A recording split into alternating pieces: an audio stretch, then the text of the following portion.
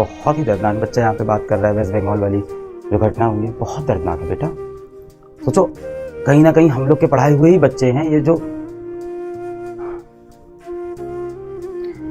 Shameful, it's shameful for the country, shameful for the country, shameful for each and every Indian. मतलब एक बच्ची है जो NEET की तैयारी करती है। पहले आप सोचो नीट की तैयारी अपने आप में कितनी डिफिकल्ट कि वो नीट की तैयारी करती है, पहले एमबीबीएस करने जाती है, 5-5.5 साल पूरा एमबीबीएस अपना खत्म करती है, फिर नीट पीजी की तैयारी करती है, फिर उसके बाद जूनियर रेजिडेंट बनती है।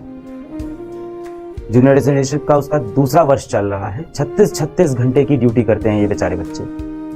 सभी डॉक्टर्स की जिंदगी ही ऐसी है। मैं कई बार बोलता हूँ कई लोग को बहुत ग्लैमराइजिंग प्रोफेशन लगता है, नहीं भाई बहुत डिफिकल्ट प्रोफेशन है। मैं हॉस्पिटल के अंदर बहुत समय रहा हूँ, मेरे पिताजी 1.5 साल हॉस्पिटल में एडमिट थे। इतनी डिफिकल्ट, इतनी जवाबदेही वाली ये जो पेशा है, नौकरी है, जो कह लो प्रोफेशन है। 36 घंटे 48 घंटे लाखों के साथ बेचारे घूमते रहते हैं, बेड पे थोड़ा सा बैठते सो जाते हैं। इस बच्चे का भी वही केस है अगर आप ध्यान से देखो तो। मतलब जितना मैंने अभी तक न्यूज़ में देखा यही है कि उसने रात को 11 बजे अपनी मम्मी को कॉल किया कि मम्मी मैं यहाँ बढ़िया हूँ, हॉस्पिटल में ठीक है, 36 घंटे से सोई नहीं हूँ, अभी फिर राउंड पे जा रही हूँ, अपने काम पे जा रही हूँ, आप सो जाओ मम्मी, पापा आप भी सो जाओ, सब सही है। माता पिता भी सोचे कि हाँ ठीक है हॉस्पिटल में है, दूसरों की जान बचा रही है, नेकी का काम कर रही है मेरी बेटी, सो गए। रात के 2 बजे जाके वो बिटिया खाना खा रही है। बच्चे ही तो हैं ये सब। आज 2nd ईयर जूनियर रेजिडेंटशिप में है। हम लोग ने जब पढ़ाना शुरू किया था तब से अब देखे तो बहुत छोटे बच्चे हैं हमारे लिए, छोटे बच्चे हैं, छोटे बच्चे। रात के 2 बजे कोई इंसान खाना खा रहा है हॉस्पिटल के अंदर। सोच रहे हैं मतलब अपने हॉस्टल भी नहीं जा पा रहे हैं वो। हम लोग तो बाहर कभी चले जाते हैं, बाहर खा लिया, कहीं कोई कैंटीन में खा रहा है, किसी की तो घर में मम्मी पापा खाना बना के दे रहे हैं भाई, रात के 9 बजे एकदम पूरी तली हुई एकदम प्लेट में, और रात को 2 बजे हॉस्पिटल में खाना खा रहे हैं, किसके बाद अभी फिर राउंड पे जाना है। और सोने के लिए वापस अपने हॉस्टल तक नहीं जा पाते ये बच्चे। इतनी टफ ये प्रोफेशन है, इतना खराब डॉक्टर टू पेशेंट रेशियो है हमारे यहाँ, इतना प्रेशर है ऐसे हॉस्पिटल्स में। वो बच्ची सोचती है कि ठीक है राउंड ले रहे हैं, कहाँ लेट जाऊं मैं, यहाँ कहीं छोटा सा एक बेड है, थोड़ी देर के लिए कमर सीधी कर लूं, फिर काम करना है। पास में एक रूम है, सेमिनार रूम जैसा है, वहां पर उसने सोचा कि थोड़ी देर लेट जाती है।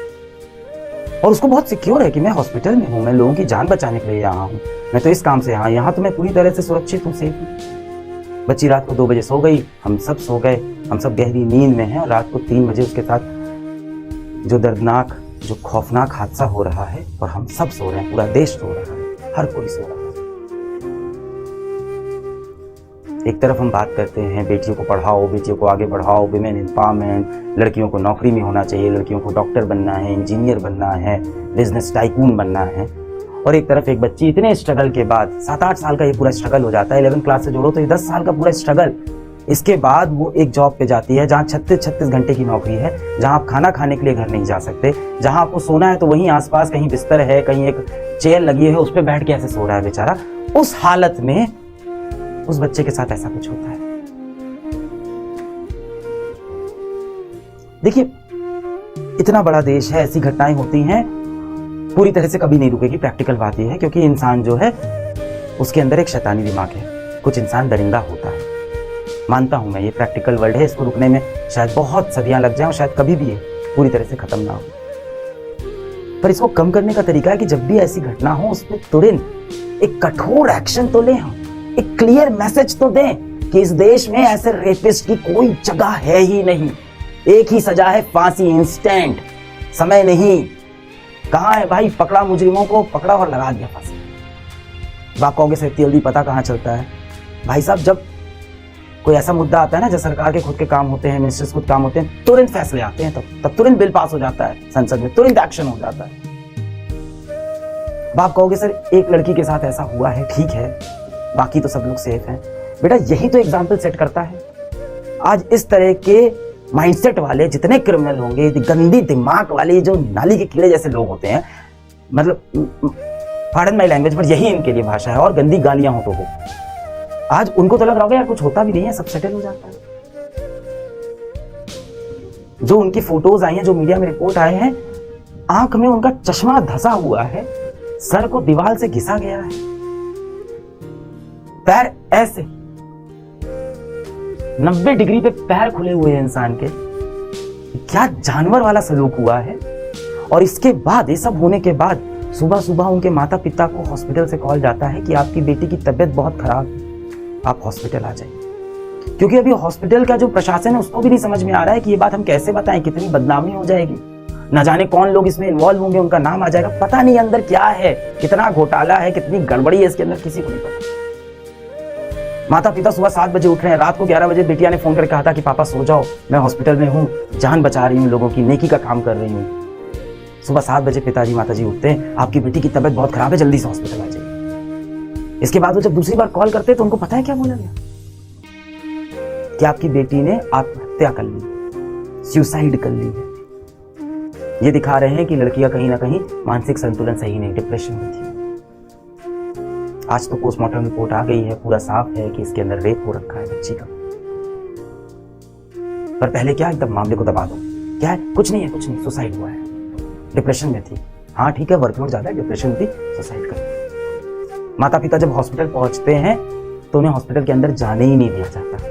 घंटा, 2 घंटा, 3 घंटा, 4 घंटा वो हॉस्पिटल के बाहर खड़े हैं, अपनी बेटी को नहीं देख पा रहे, अपनी मृत्यु बेटी को नहीं देख पा रहे, उसकी शक्ल नहीं देखने दे रहे। क्या हो रहा था अंदर इस समय, क्या हो रहा था? प्लानिंग चल रही थी कि कैसे संभाला जाएगा, कैसे इज्जत बचाएं हम हॉस्पिटल की, कैसे इज्जत बचाएं हम इस स्टेट की, कैसे इज्जत बचाएं हम सरकार की, कैसे इज्जत बचाएं इस पूरे सिस्टम की। बाहर एक बाप कह रहा है कि मेरी बेटी को देखने दो। किस तरह से लड़ झगड़ के जब बाप अंदर पहुंचता है तो अपनी बेटिया को बिना कपड़ों के कहीं पूरे शरीर पे कपड़ा नहीं देखता है, पूरी बॉडी चोटिल है, चोट के निशान, आंख फूटी हुई है, सर पे चोट है, पैर इस तरह से ऐसे खुले हुए। तब जाके कहीं हाँ एक्सेप्ट पता कि नहीं अच्छा सुसाइड नहीं है, हाँ तो पकड़ा गया। देखिए मैं प्रैक्टिकल हूं, ये चीजें हर देश में है, होता है, दरिंदे लोग हैं, पर ऐसी घटना होने के बाद तुरंत एक्शन लेना पड़ेगा, एक एग्जाम्पल सेट करना पड़ेगा, एक उदाहरण देना पड़ेगा कि इस देश में ऐसे लोग की जगह नहीं है। ऐसे क्या, इसके आसपास सोचने वालों की, लड़कियों को उनके बिना इजाजत के हाथ लगाने वालों की भी इस देश में जगह नहीं है। हम लोग अपने कंपनी में जब काम करते हैं, कोई भी चोरी की घटना आ गई, कोई भी करप्शन की घटना आ गई, वो चाहे 500 रुपए की हो, 5 लाख की हो, मैं तुरंत बोलता हूँ स्ट्रिक्ट एक्शन लो, ताकि बाकी सब इस बात से डर जाए। जब भी ऐसा कुछ हो तो तुरंत एक्शन लो। यहाँ पे अब आपको ये नहीं सोचना है कि एक्शन लेने से क्या होगा, इसके पॉलिटिकल कनेक्शन कौन से हैं, इसके पास पैसा रुपया कौन सा है, क्या मैं तुरंत आप एक्शन। कोई एक्शन नहीं भाई साहब, सुसाइड है, दबा दो। जब पोस्टमार्टम रिपोर्ट आ रही है वो ये कह रही है कि आप लोग तो बेटा नीट के ही स्टूडेंट हो, है ना। अभी अपन देखो यही सब बात कर रहे थे कि 650 नंबर कैसे लाने हैं, कैसे एमबीबीएस। मुझे भी अब शर्म आती है बोलते हुए कि बेटा आप एमबीबीएस करने जाओ। आए दिन कुछ ना कुछ ऐसा हो रहा है। एक तो वहाँ पे वर्क कल्चर ऐसा है, ये प्रेशर में तो है ही डॉक्टर, काम तो ज़्यादा है ही। उसके बाद ये सब होता है, मैं कैसे बोलूँ 650 नंबर लेके आ बेटा जाओ, तो ये होगा। इतनी मेहनत करने के बाद ये होगा तुम्हारे साथ। आप लोग तो नीट के एस्पिरेंट हैं। जो सीमेन सैंपल मिला है वो पोस्टमार्टम में क्लियर दिखा रहा है कि 1 से ज़्यादा लोग थे। अमाउंट ऑफ सीमेन, जितना सीमेन मिला है, जितना स्पर्म्स मिले हैं, जितना काउंट मिला है, जितना क्वांटिटी है, वो एक व्यक्ति का नहीं है। उसके बाद क्या होता है, 24 घंटे के अंदर, क्योंकि मीडिया में हाईलाइट हो गया, तो एक व्यक्ति को पकड़ा जाता है और कितनी आसानी से पुलिस कहती है कि उसके कान का एयरपॉड, ब्लूटूथ एयरपॉड है क्या है, कि उसके कान का एक ब्लूटूथ डिवाइस वहां पे वो छूट गया था, उससे वो छोड़ के चला गया था। और वो व्यक्ति की भी आप डिटेल देखो, 4 बजे सुबह हॉस्पिटल पहुंचा है, 4 बजे के आसपास, 6, साढ़े 6 पे जाके अपने घर में सो गया और अपना ब्लूटूथ एयरपॉड वहां पे रख के चला गया कि हमें पकड़ लेना।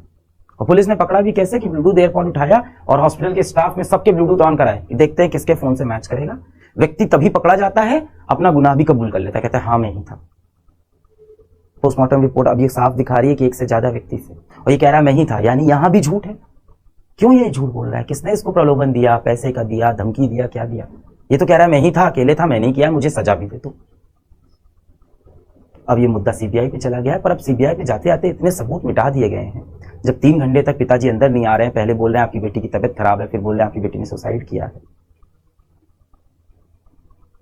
जिस कॉलेज में ये हुआ है उस कॉलेज की प्रिंसिपल का बयान नहीं आया। हाई कोर्ट ने यही बोला कि भाई जिस कॉलेज में वो रखा है उस कॉलेज का जो हेड है जो उस कॉलेज का डायरेक्टर है, जो उसका प्रिंसिपल है, उसका बयान नहीं है। उस कॉलेज के प्रिंसिपल ने तुरंत रिजाइन कर दिया कि हम रिजाइन करते हैं, साफ इसको हटाओ यहाँ से। हर मुद्दे में यही होता है, टॉप पे जो होता है उसको रिजाइन करा दो। उसके बाद कहीं आसपास में उसने वापस ज्वाइन भी कर लिया है। जो एक कल्प्रिट है, अपराधी है, उसके मोबाइल फोन से डिटेल निकल आएगी, लोकेशन निकल आएगी, नहीं आ रहा है। अब सीबीआई के पास मुद्दा गया है, खींचेगा मुद्दा, चलता रहेगा। नहीं, बहुत अच्छा काम कर रहे हैं आप लोग, आवाज उठा रहे हैं। आपने ये बोला बैच के अंदर, मुझे बिल्कुल दुख नहीं है, कोई डिस्ट्रैक्शन नहीं, कोई टाइम, ये टाइम वेस्ट है। किस लिए कर रहे हैं सब पढ़ाई? ये टाइम वेस्ट है। और नीट की तैयारी करके जाके ये सब वो बच्चों के साथ,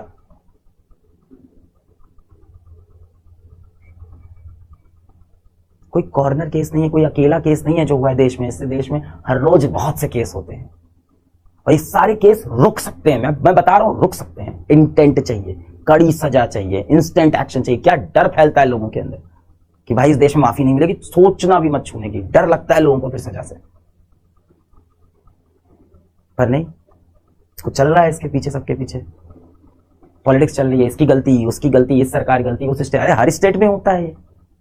आज इनकी सरकार है, कल उनकी सरकार आएगी, सब जगह होता है ये। अभी हॉस्पिटल के अंदर से भी ज्यादा लोग बात नहीं कर रहे हैं, सबको डर है अपनी नौकरी का। भाई एक आम इंसान क्या करता है? अपना रोटी पानी, जिंदगी, बच्चा, बीवी, उसको बच्चे को भी तो स्कूल भेजना है। हमें उम्मीद होती है हर इंसान आवाज उठाए।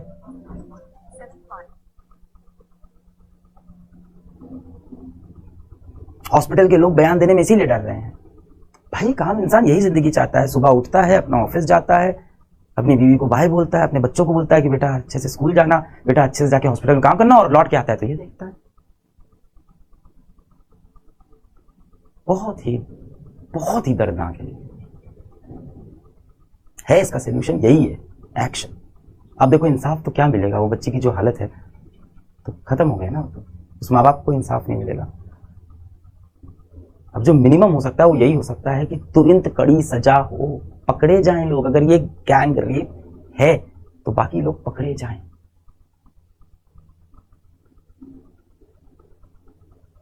कोई भी मेन स्ट्रीम मीडिया इसको काफी समय तक हाईलाइट नहीं किया, काफी समय बाद मेन स्ट्रीम मीडिया पे ये चीजें आई हैं।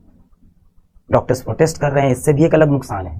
अब पेशेंट बेचारा हॉस्पिटल में लेटा हुआ है, डॉक्टर्स प्रोटेस्ट पे, तो क्या करें डॉक्टर्स? बिना प्रोटेस्ट करे काम करते रहे, कल दूसरी लड़की के साथ, कल तीसरी लड़की के साथ, चौथी लड़की के साथ। इसलिए लड़कियां काम करना छोड़ दें हॉस्पिटल के अंदर। हो गया बंटाधार, पहुंच गया वापस 7 साल 100 साल पहले। हम फिर से सती प्रथा शुरू कर देते हैं, दबा दो लड़कियों को, यही है ना फिर। It's very very very depressing. आप सोच के देखो, आपके घर में आपकी बहन होगी, आपकी कोई दोस्त होगी, आपकी बीवी होगी, आपकी बच्ची हो सकती है। आप तो खैर छोटे हो, आपकी बहनें हो सकती हैं, दोस्त हो सकते हैं। सोच के देखो, आप रात को सो गए, सुबह उठते ही सब खत्म जीवन से। रात को 11 बजे उस बहन ने आपको कॉल किया, बोला कि सब सही है भाई, मैं एकदम ठीक हूं, मैं काम कर रही हूं, और आप सो गए 12 बजे। सुबह 7 बजे जब आप उठते हो, आप it's over. And it's not like कि एक नेचुरल डेथ है, एक मर्डर है, एक रेप है, घिनौनी तरह से। कैसा आपको फील आएगा? वो जो चला होगा पूरा 1.5-2 घंटे पूरा एपिसोड, उसमें क्या वो सफर कर रही होगी, वो पेन वहां से बाहर नहीं पाया। किसी के साथ भी हो सकता है, हम में से किसी के साथ किसी भी दिन में हो सकता है। It's very depressing.